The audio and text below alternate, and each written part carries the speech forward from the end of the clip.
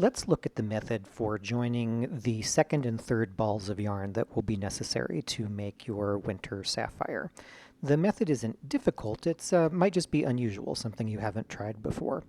When we are getting ready to join these two balls, here we have a second ball of color 1 and a ball of color number 2. What we're going to be doing is, rather than knitting them on or tying knots to get them on, we're going to be joining them to the work before we begin knitting by slipping them onto a needle and weaving them into the wrong side of the work.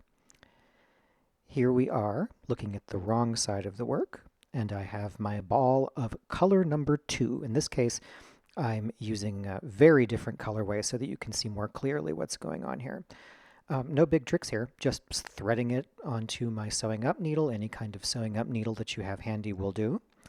Here I am looking at the wrong side of the work, and I am simply going to take the threaded sewing up needle, and I'm going to run it loosely, and not particularly in a systematic fashion, by the way, under a bunch of stitches on the wrong side.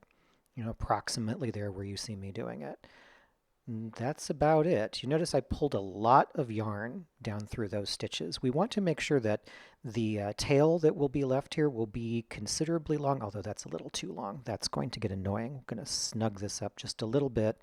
What you want to keep in mind is that eventually you will be undoing this temporary weaving in and taking the loose end that remains there and weaving it in for real, the way that you always weave in your yarn ends.